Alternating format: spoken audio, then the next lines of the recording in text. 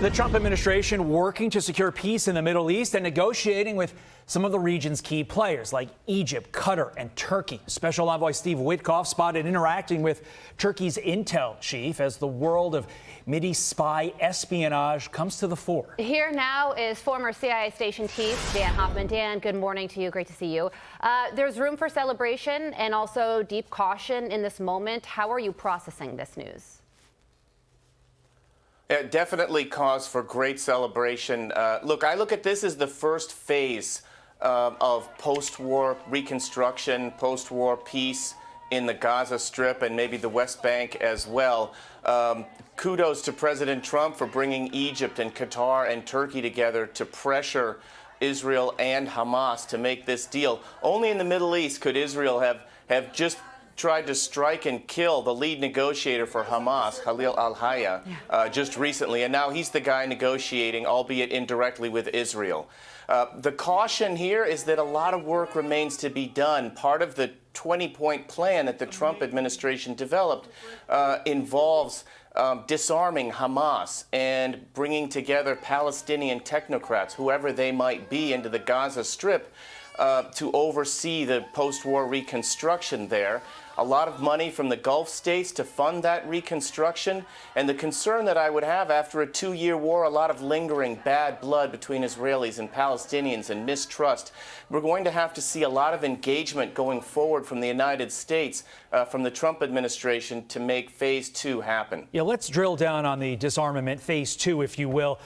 President Trump saying, quote, once all hostages are returned, Hamas members who commit to peaceful coexistence and to decommission their weapons will be given amnesty, also adding that members of Hamas who wish to leave Gaza will be provided safe passage to receiving countries. But Dan, what can we do to make sure that members of Hamas don't ultimately rearm, don't ultimately return to the region? Because at the end of the day, we're not dealing with Boy Scouts here, we're dealing with terrorists. Yeah, I think most of us felt like the timing of Hamas's attack on Israel 2 years ago was designed to ensure that the Abraham Accords would never be extended, that Israel and Saudi Arabia would never establish diplomatic relations. And so the country that most wants to ensure that no such agreement takes place is Iran.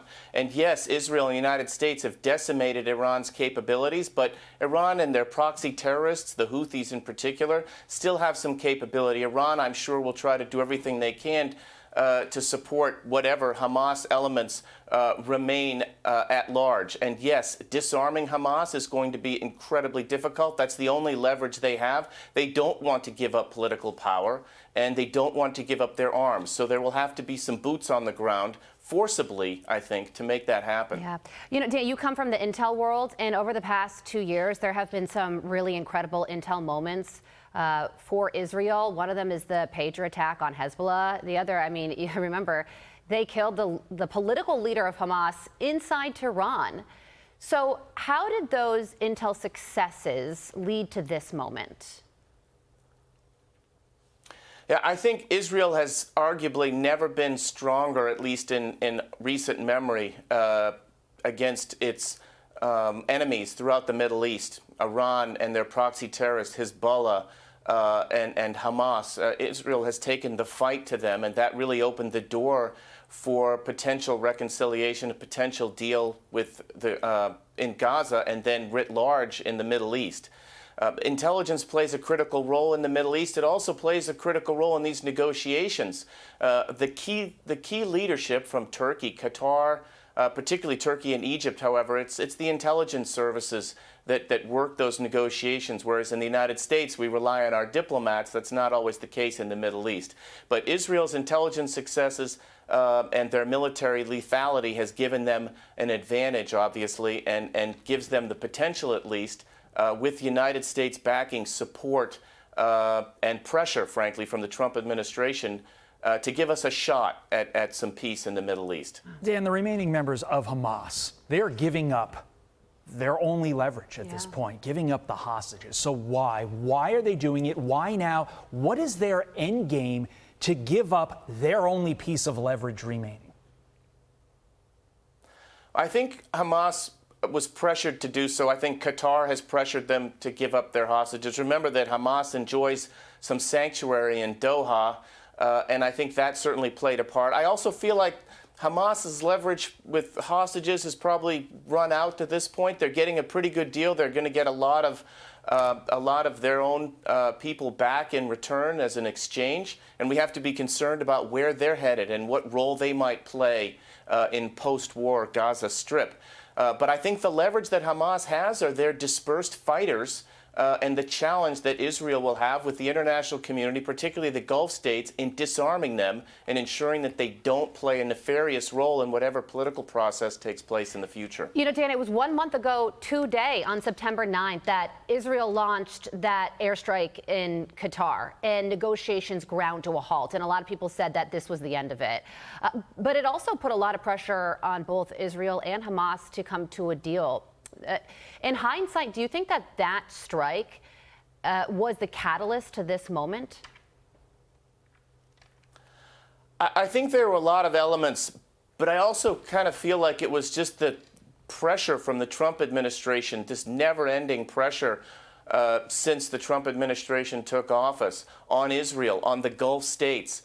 With that, you can't have a deal for the first phase without looking out at the horizon for the potential for a second phase where there's finally peace in this region.